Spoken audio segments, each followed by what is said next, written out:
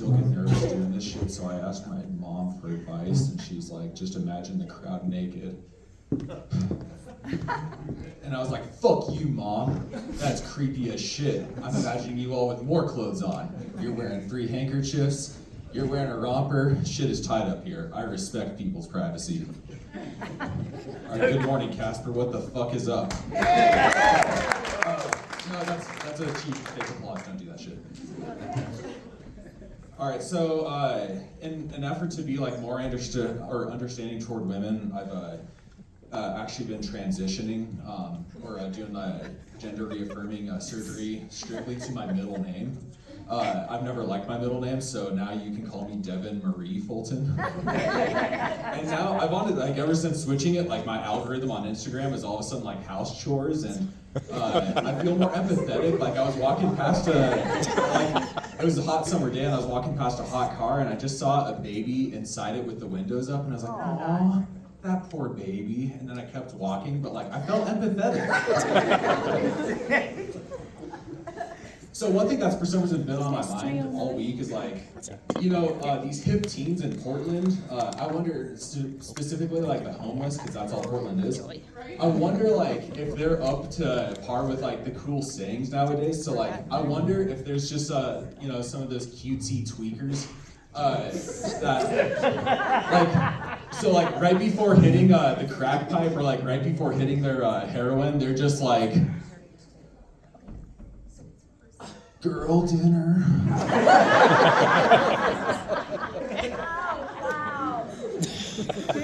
So I was at a concert in Denver last week. It was a heavy metal show, and holy shit, I forgot how much I fucking hate crowd surfers. You're just trying to enjoy the show, and the next thing you know, your neck's broken. And like, the weird thing about crowd surfing is someone has to just ask themselves, like, do I want to put myself in a very vulnerable position to get my tank grabbed and just to be groped by lots of hands and be helpless? Like, that's a legit question you have to ask yourself. And then they still do it. Like, that's just so weird. That reminds me of this one time at Warped Tour when I crowd surfed and signed all the terms and conditions. I was a fat fuck back then, not proud of where I am at now. But, so, middle of the day, August, in the Invesco field at Mile High parking lot, 2 p.m. That's a chore to ask any dehydrated emo teen to carry, and I just looked like the saddest Viking death going through the crowd, because typically they go over the top of the crowd. I was like 1 inch off the ground, they could not lift me. And so I was just like barely being carried, and then when they finally got to the gate, so if you've ever been to a concert at the gate, that prevents you from getting to the stage, you're like leaned up against it. True story, so like, you know, these dehydrated twinks couldn't carry me, and so like they were like trying to get me up. I could hear their, you know, malnourished bones cracking as they were like lifting me. And like they couldn't get me over this poor lady's head, so security was like trying to pull me off. I was on top of this lady's head on the gate, and my biggest lesson I learned is like, damn, I haven't even kissed a girl yet, and I've already sat on a lady's face. What a slut. Oh, shit. I find myself though just like getting too old to like enjoy all the concert experiences. So like when I was at this concert, I was like, damn, I gotta wear earplugs because like I want to be able to function at work. And then I found like wearing earplugs at a concert feels kind of like wearing a condom. Like when I was in it, I was like, I don't feel anything. But you know what they say, you better wear protection or else you're gonna get hearing aids. There's a cute joke to tell on your mom's Facebook.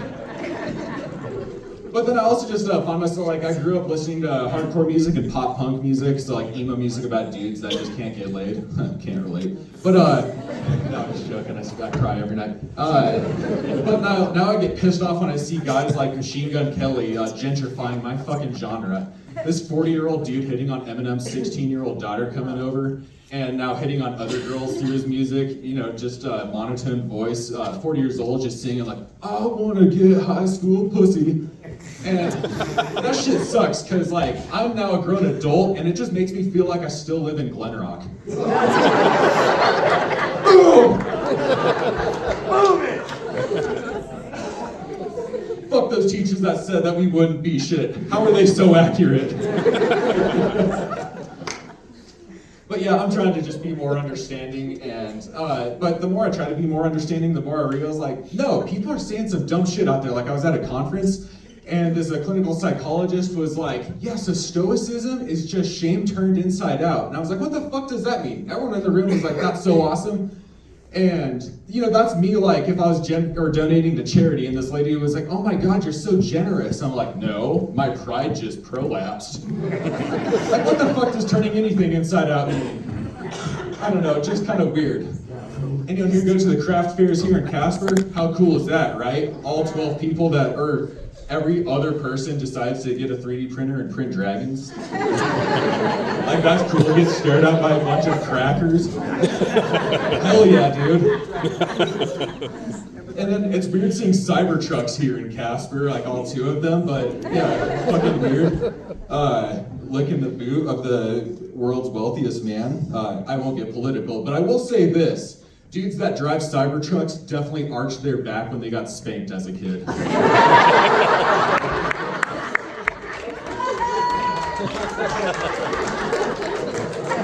For some reason, something else that's been on my mind is like, you know how people from the Middle East, when they do a suicide bombing, they scream praise God, or in their language, it's Allahu Akbar! And then they blow shit up. I want to start seeing like, you know, hip white Karens doing that shit. So like just go into a school and just be like, live, laugh, love! And then blow that shit up.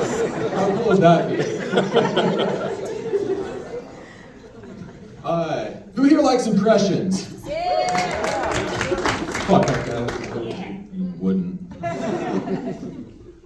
Okay, so I like to imagine the Disney remake of like a Supreme Court case where, you know, Mickey is at the stage and the prosecutor's like, so Mickey, you brutally killed your wife because she was just being like very funny, and Mickey's like, no, it's because she was being, or she was fucking goofy.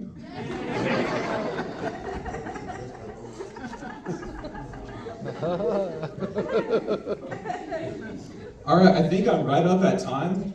I'm up at time. All right, so last thing I'll kind of conclude on. I've kind of worked on this, and I want to see if it's a good finisher. So, like, you know, I'm bald as shit, and like, just look at me. I look like my thumb. I look like a diet Johnny Sins, and so like, I had to relearn how to be confident, but thank God my lady's a social worker, because only in this pickup line I worked on her, I just went up to her and I was like, hey, yo, girl, you want this Make-A-Wish dick? All right, I'm going to conclude on that. Thank you guys so much. We got a great show going on.